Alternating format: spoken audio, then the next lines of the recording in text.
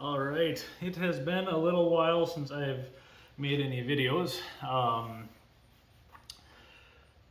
Just been busy. We have the new baby. She's just about 3 months old now, so I've been pretty busy with that, and then I'm back at work now after some paternity leave. So I've just been trying to figure out how to be a physical therapist again after being away for pretty near a month and a half.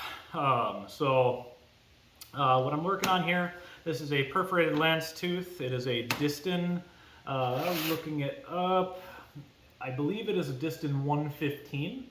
It's a 5-foot blade. It is crescent ground or taper ground, but it's thinner on the back through there. You can see some of the etching through here. I think somebody may have filed this once, or it was very roughly filed from the factory, but I think somebody just hung this up on their wall because this side was rusty, and then this other side here was pretty much still that, I think it's called citrulline or something through there. It's pretty, I barely had to touch this. This came off just with like some water and a very, very light pumice stone for cleaning grill tops. So I jointed all the teeth to the correct height, put the rakers down. What are we at? We're 0.012 for the raker depth, and then I swaged them. So I put them down to 0.008 or 009, and then I swaged to the pin at 0.012. Or it was 0.010, and then I took a 15-degree angle and I filed the top of the rakers to the final depth. So it's a little bit more fiddly that way, but I think I like how sharp they are, and I still get that swaged, rounded raker through there. So 0.012 final raker depth. The set is 0.010 on a crescent ground here. And then I did go back through after I sharpened and everything. I went back and I back honed the teeth a little bit, which brought my set a little bit in. I had to reset back to 0.010.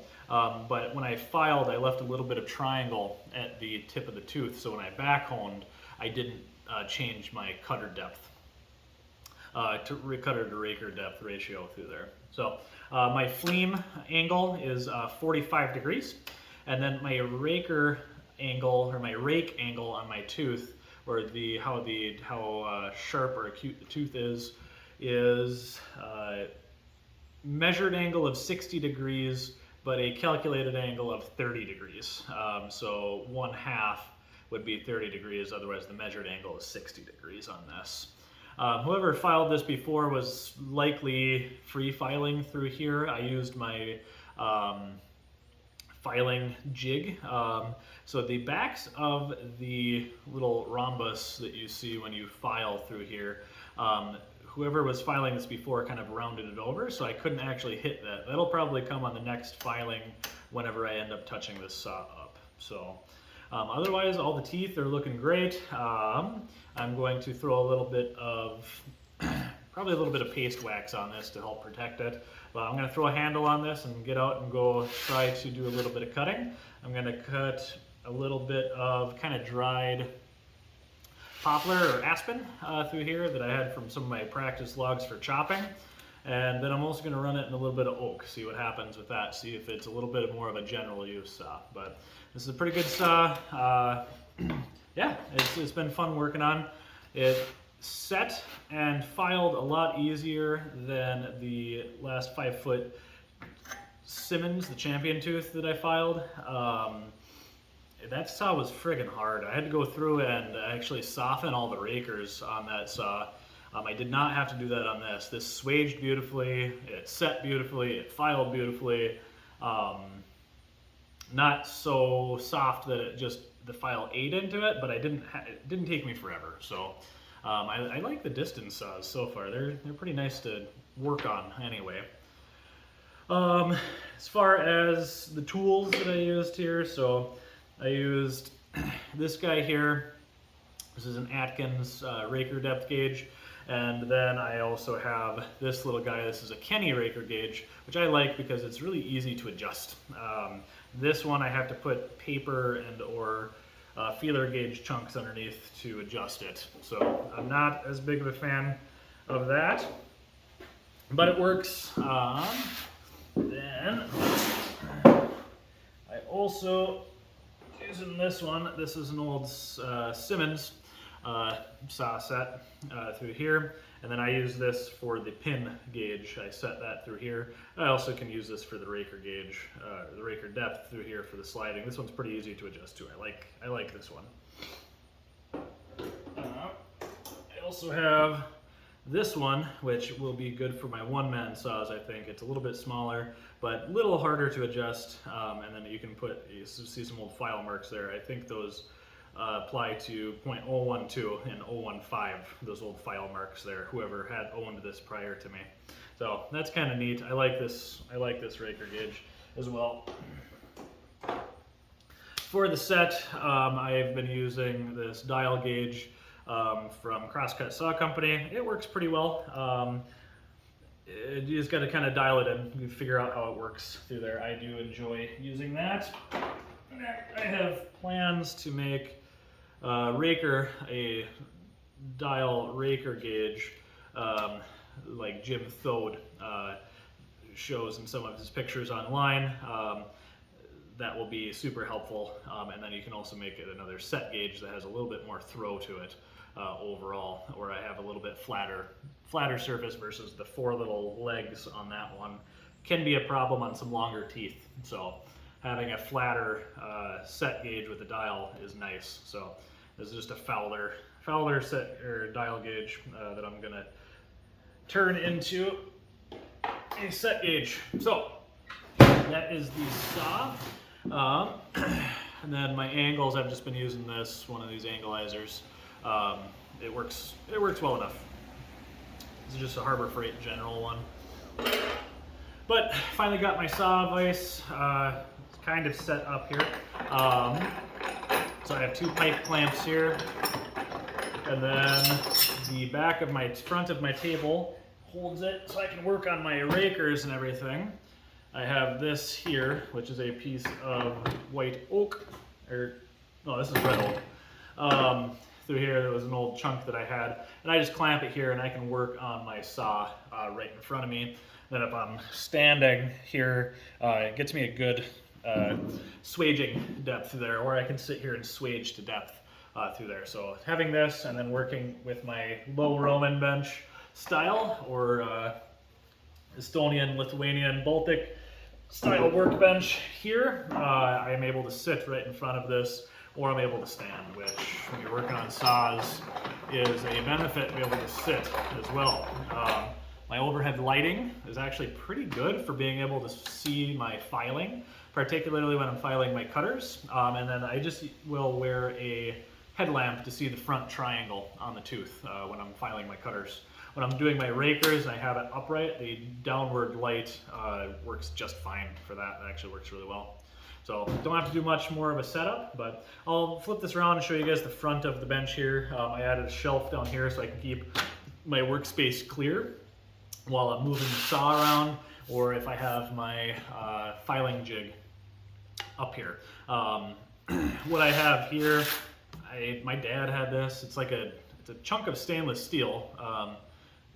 The company he worked for a bit, they manufactured car washes, and I don't know what they did, but we have had this like tombstone of stainless steel forever. So I ground an angle into that, and I can use this for hammer setting, and then I set this on here with a bunch of silicone underneath. So when I pound on this, it doesn't wake up the entire house or the entire neighborhood. Just the saw is kind of loud, but if I clamp my saw, hold my saw, it really reduces the amount of sound when you're setting, or if you're starting to hammer on this to start to straighten any kinks or bends out of this, any convexities or concavities that you don't want in the saw. So I'll pause this here, flip this around, and show you guys the front of the bench.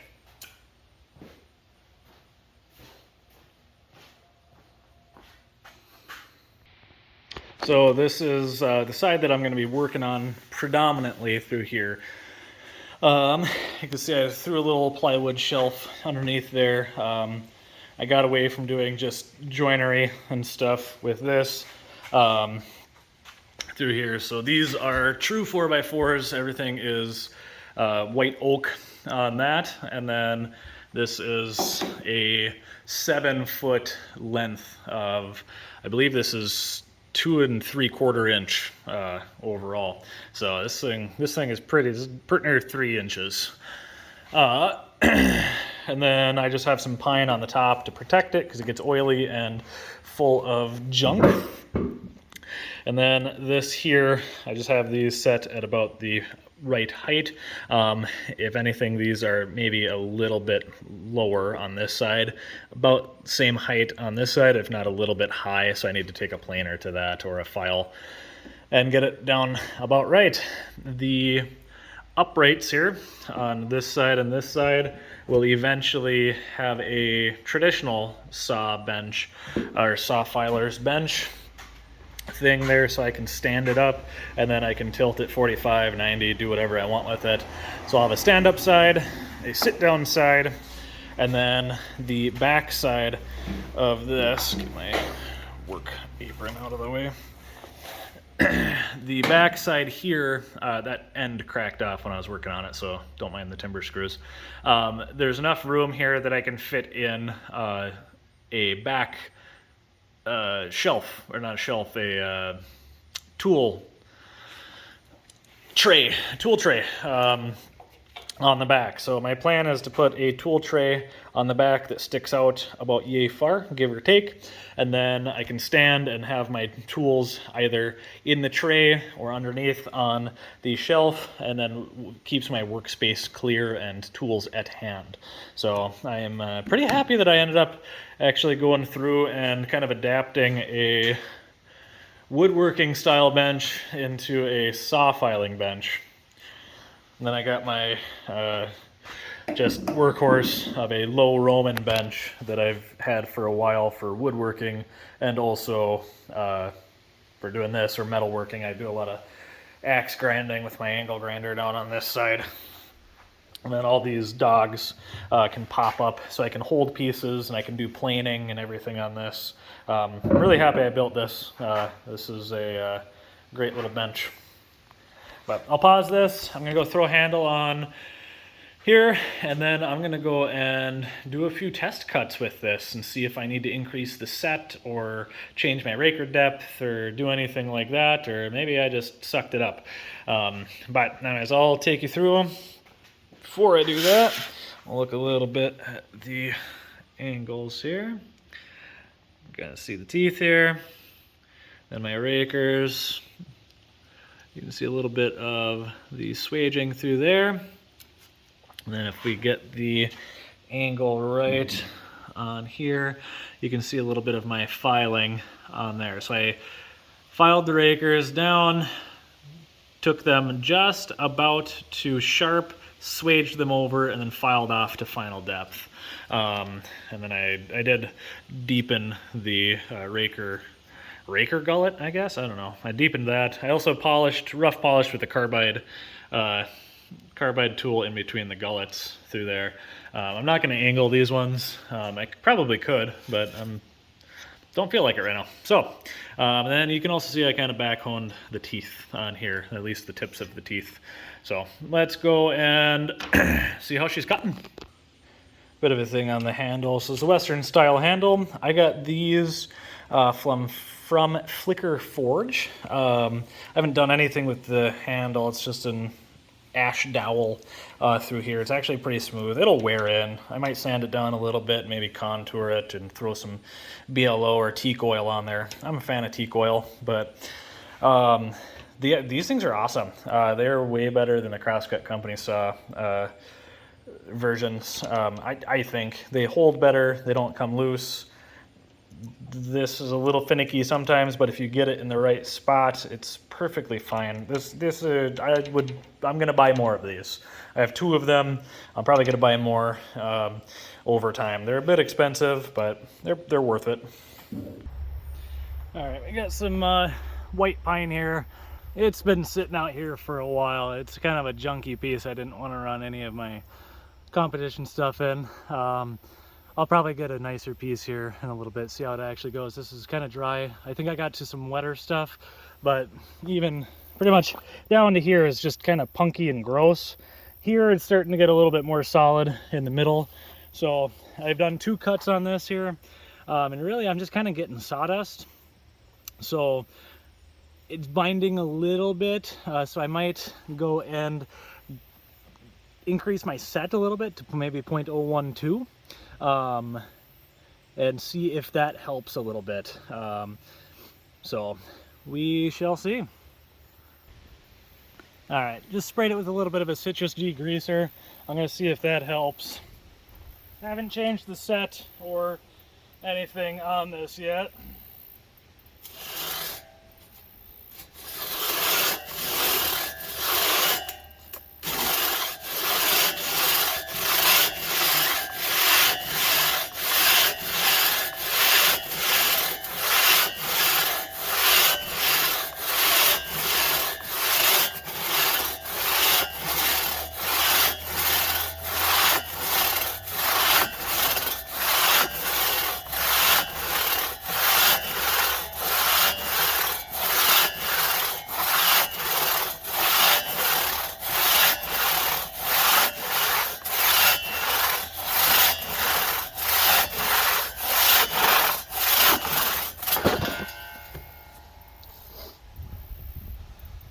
Well, the citrus degreaser helped it a bit here.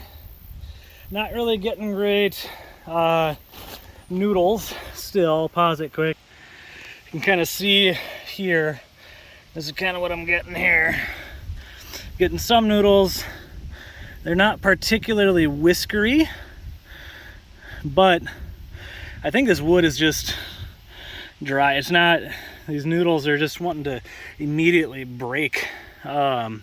So could be that, but I'm getting some noodles. So I'm gonna try it in a little bit of a fresher wood piece and see before I change my rake angle or anything like that. Or not my raker depth or my set in my teeth. I'll change that first and see if that helps. Change the wood. All right, got a 14-inch piece of white pine here. This is a little bit fresher, but still getting on the dry side. I just haven't gotten to these logs. They've been sitting for a little while, so such is life. I'll pause this, get the saw set up, pause it, and get everything going. All right, got this set up. Already I'm seeing a lot better noodles in a little bit fresher wood. And then this degreaser, the citrus degreaser that I'm putting on, I just got a gallon of it from Menards. If anything, it's polishing the crap out of my saw, so that's nice. Just cleaning it up a little bit more.